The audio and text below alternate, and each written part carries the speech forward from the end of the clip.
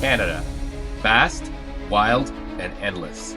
From the towering Rockies of the west to the windswept shores of the east, it has always called to me. I've seen every province from coast to coast, except one. Newfoundland, the final chapter in my journey, the one place that has waited, untouched, unexplored. But today, that changes. This is the far edge of Canada, and I'm here to get lost in it.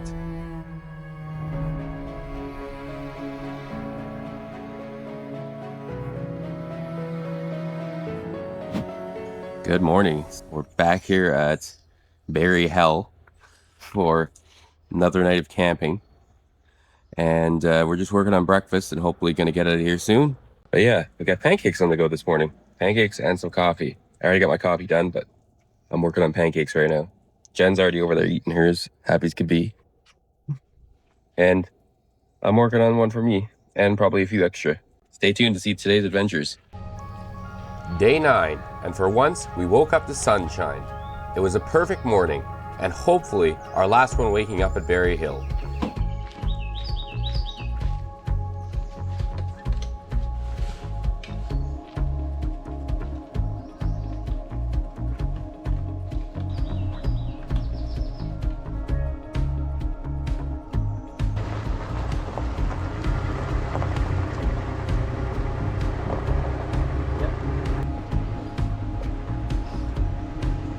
We rolled into Rocky Harbour in search of breakfast, and with skies this clear, it only made sense to send the drone up.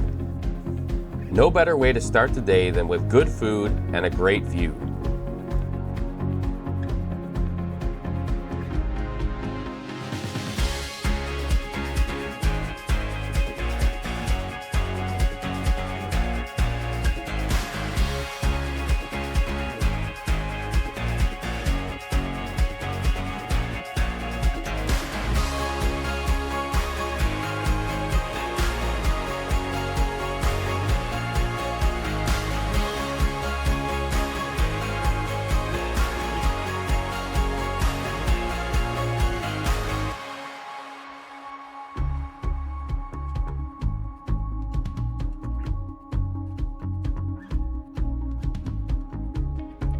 Today's adventure is an exciting one. We are finally heading to a spot that has been high on our list from day one, Western Brook Pond.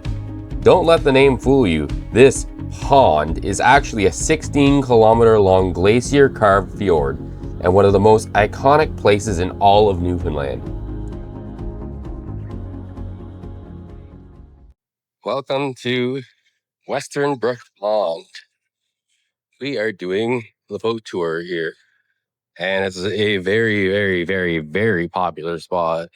We actually had to book this 2 days ago because it was so popular. Western Brook Pond, even though it's called a pond, it's like a 12-kilometer long lake essentially through the mountains and the fjords of Newfoundland. So it's going to be super cool. I'm quite excited for it. I got my camera, got the GoPro. We're going to get some awesome shots as always.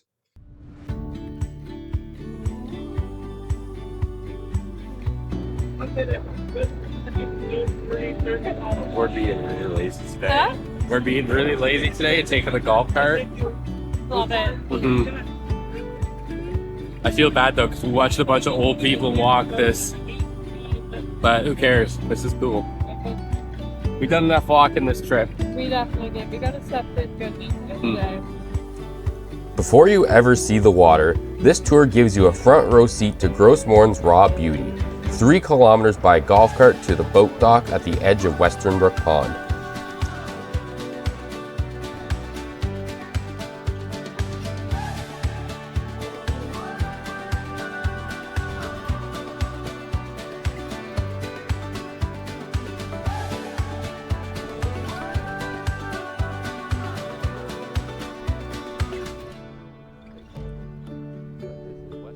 Standing at the dock, one mystery hit us harder than the view. How the heck did they get these boats in here?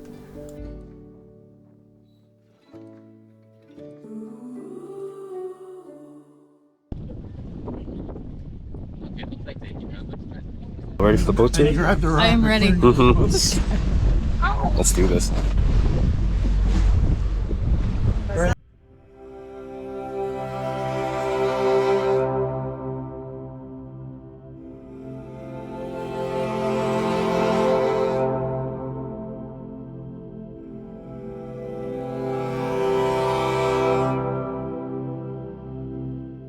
Hello and welcome, my friends, on board the Western Brook Pond.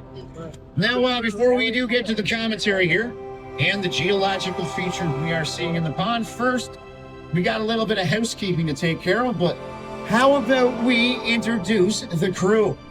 My name is KJ. I will be one of your tour guides here today. Right here, guys, coming down those back steps, that is Carl. And your captain today is the good Skipper Ridge. Everybody say hello, Skipper Ridge. Ridge is a veteran here in Western Brook Pond, my friends. You are in great hands, but it is important to remember that we do not stand and linger in front of the captain's wheelhouse. Because yes, Ridge likes to see where he's going. He's navigating our vessel.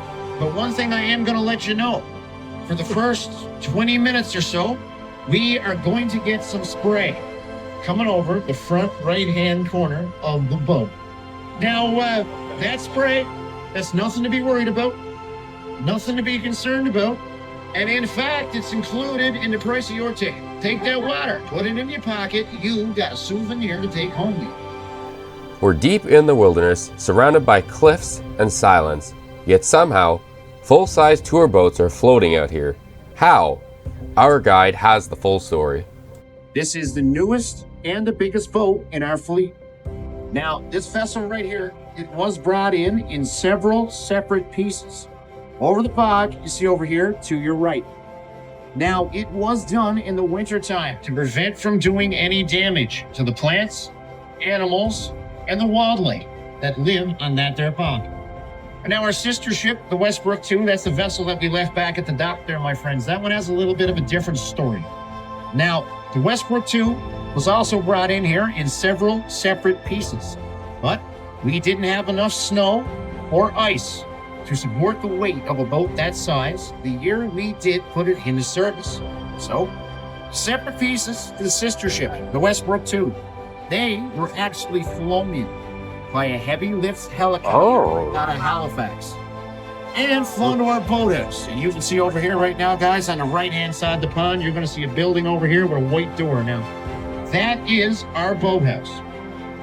Now, that's where our vessels were assembled. That's where we do maintenance on our vessels, as well as store them for the winter. Now, that building looks pretty small from over here. But just think, we fit 3 boats, almost this size, in that building.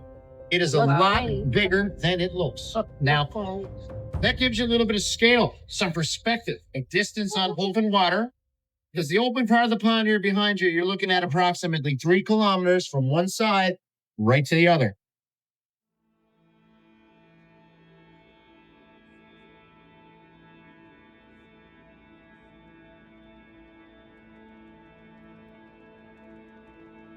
And now, although often called a fjord, Western Brook Pond is no longer a true fjord.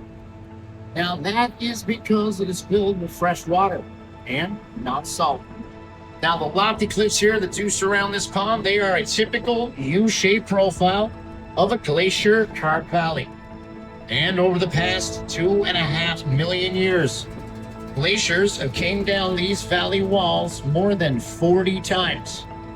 And as the ice melted about 15,000 years ago, well, the sea came flooding in.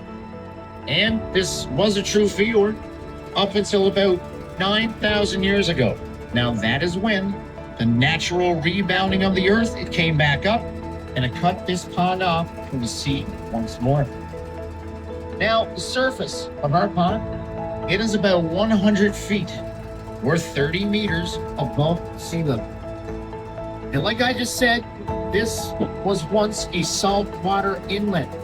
We do know this because evidence of beach gravel, seashells, and even some whale bones were found in here. So anybody whale watching? You're about 9,000 years too late. Missed it by that much last weekend. As you may know that the spruce bugworm has been giving us an issue here in the province. Now, we get asked, was this some type of bug or verb or beetle? Well, no, my friends, what you are seeing right here, this is actually moose damage. Now, farther up in the mountain, guys, up top, you will see those dead trees. Yes, that is from the bug boom. But down here by the water, guys, this gives you a great example of what a moose can do to an area in a very short amount of time. Because moose will actually strip all of the leaves off the trees. Therefore, tree die. Now, all the new foliage coming up underneath, the moose, they eat that as well. So we clear cut for a devastating area in a very short amount of time.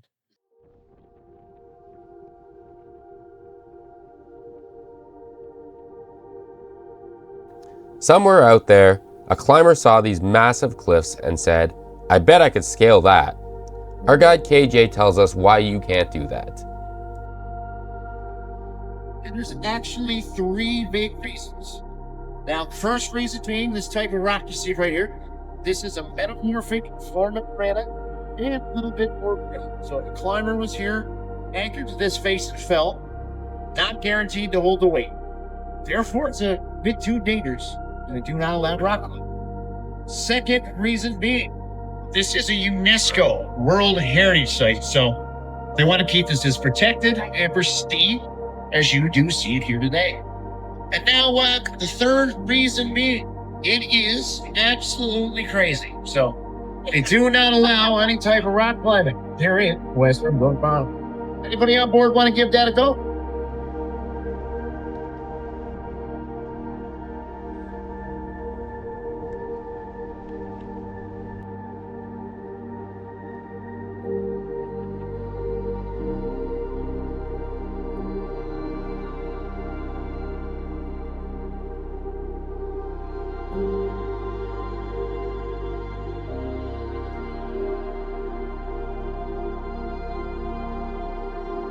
So at one time, these mountains you see right here, they may very well have been as high as the Himalayas. Now, all that remain are these ancient uplifted roots. Now, the long-range mountains run from Cordobass all the way to St. Anthony. And these are the northeastern portion of the Appalachian Mountains. And now, as close as we are to these cliffs, my friends, there's no need to worry. We still have approximately 300 feet of water beneath our boat. That's If crazy. you happen to be curious about the horizontal lines you see going across the mountain here, my friends, that's actually scarring left over from the 40-plus glaciers that came down through here and carved out the valley. But now, even as your tour guide, blows my mind to see these trees just growing out of that hard rock. Because if I put those in my backyard, no chance. There they are. Right, Jen? Tomatoes. Apparently I had to water them or something. How long is the pond? 16 and a half kilometers or 10 miles. Actually coming upon an absolutely beautiful hidden waterfalls here. Now this one is called Blue Denim Falls. Now perhaps it gets its name from the bluish cast that can sometimes be seen on the water's surface when the sun's rays would strike it at a certain angle. But not to worry, folks, the captain is going to give the front of the boat a view, and then he's going to turn around and the back of the boat will get a view as well. So Give the skipper a hit. That's some fancy boat operating, skipper.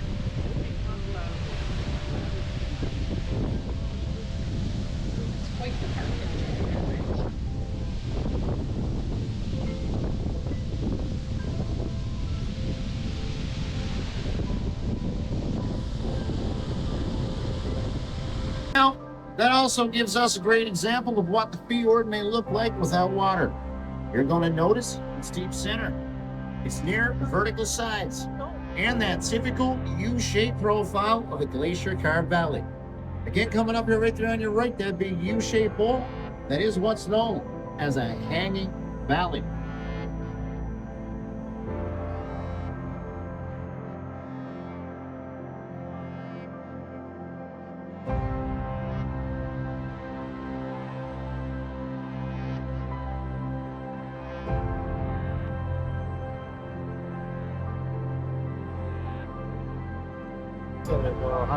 and direct your attention to the left side or port side of the boat over here. You're going to see one of our more famous rock falls or rock slides. Now, this particular slide occurred on June 17, 1994, at exactly 1:45 p.m.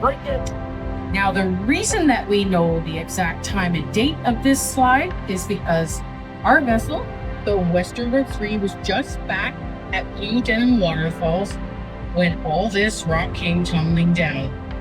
We had about 25 people on board at the time, and I guess I don't have to tell you, everyone needed new underwear by the time that was done. It's going to take a little bit of imagination. Okay, right inside the boat, you're going to see these big cracks or these big crevasses that go up the whole length of the mountain. There's two. Come on over to the one on the left-hand side. Come up halfway. That crack starts to open up just a little bit wider. Well, right to the right-hand side of the widest point of that crack, you should see a face. You're going to see his sunken eyes, his piston-shaped nose, and his chin. Now, over the years, he's been called many things: a tiger's face, a lion's face, Larry. But here in Western Brook Pond, we simply call him the Tin Man from the Wizard of Oz. Fjord has ever been in Toronto. All right, the whole boat, perfect. If you've ever been in Toronto, you're going to know that the CN Tower is one of the tallest freestanding structures you'll find anywhere on planet Earth. Now, CN Tower comes in at approximately 550 meters tall. That's pretty tall. Broke-Out Cliff right here. That actually comes in at 700 meters tall. So that mountain right there is approximately 150 meters taller than the CN Tower in Toronto.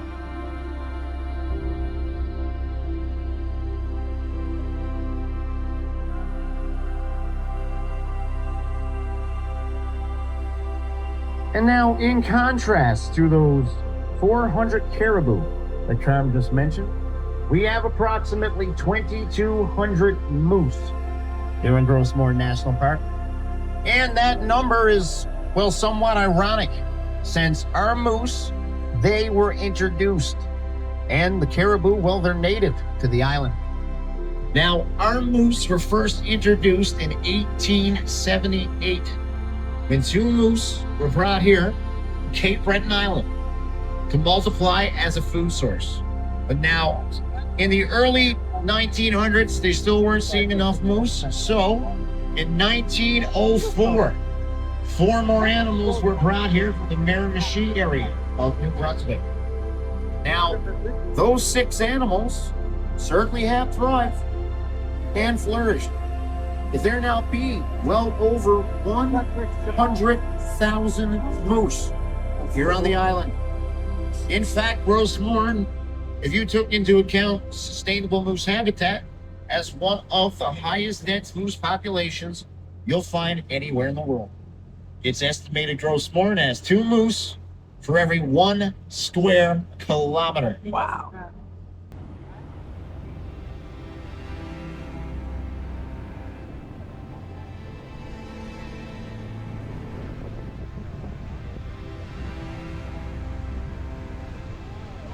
We're coming up to what will easily be my favorite waterfall here, not just for its incredible size, but for a name that sticks with you long after you leave. Now, we didn't name these falls, so don't come at us for this one. But anyways, this particular falls, this one is called Mare Falls. Yes, that's right. You heard it right. Mare Falls. Now, that particular falls is the highest freshwater free-flowing waterfall anywhere in eastern North America, coming down at about 2,200 feet above us. Wow. We've traveled some 16.5 kilometers, or 10 miles. Now, that small dock you see there on the left, my friends, that is actually our drop-off point. So everybody kept that or half their blue ticket we give them, right? Gotta check. You got yours, right? Of course, we're kidding. Now, that is our drop-off point, but for experienced hikers who want to do the long-range traverse, a 35-kilometer, 3 to 5 day trek from here to the base of Gros Morne Mountain. Now, keep in mind, there's absolutely no marked trails. So, map and compass skills are most definitely essential. Now, we can't drop off just anybody here. You've got to have a backcountry permit from Parks Canada. Here it is, my friends, the world famous Western Brook Gorge.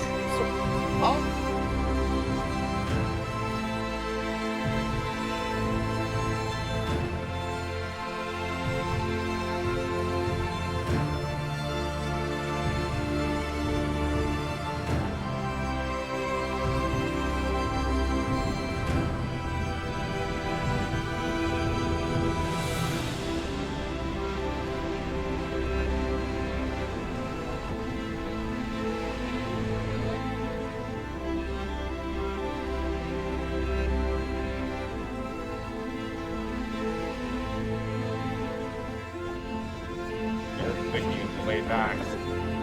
The end of Western Brook. Stylish. Just a tad windy. As we glide silently through Western Brook Gorge, the sheer scale of this place settles over you like a weight. Towering cliffs, carved by glaciers thousands of years ago, soar straight up on both sides, sheer walls of rock that vanish into the sky above. The air is cool and crisp, filled with the distant roar of waterfalls cascading down the cliffs.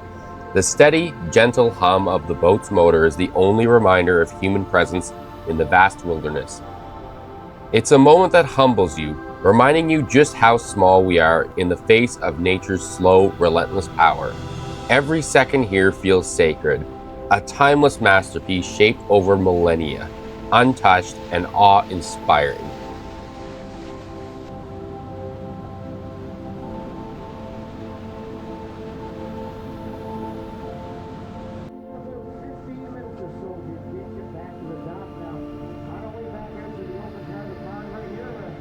On a quarter, and the engines working free. Snap down the wheeler that's sailed the Arctic Sea. Can be me no brainer. We not try my stunts. John's novel grades follow from Monday through St. John. All right, the karaoke's officially started. Who knows the word? Since it is Christmas, girl in a minute, don't stay. Captain Guy, let's have a boy, keep on through the stream. The moments in the husky trap beat the bloody light. Beat the old Polina wines of something he could not. Oh, the wind was on a quarter and the engines working free. Lukey's boat is painted green. It's the prettiest boat you've ever seen. Me boys did a light day. Me boys did a light day. There was a hole in the river, hole around the hole in the park down in the valley, yo. Hole around the park down in the valley, yo. Rare park around the park down in the valley, yo. On the branch and the tree, hole in the park down in the valley, yo.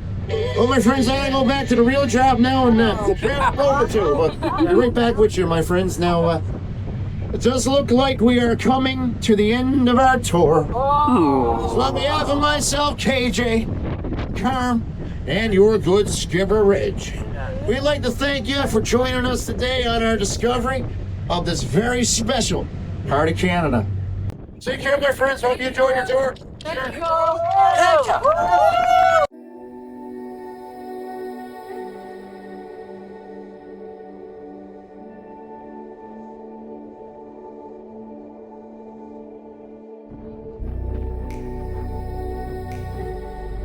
Today at Western Brook Pond was everything we hoped for. Stunning views, peaceful waters, and a reminder of just how wild and beautiful Gros Morne truly is.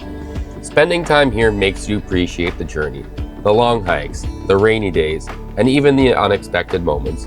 Gros Morne has been a highlight of this trip, no question. But as much as I'd love the park, I'm done with Berry Hill Campground. There's no way I'm spending another night there. So we're packing up, hitting the road, and looking ahead. Tomorrow, icebergs in Twillingate. But that's a story for next time.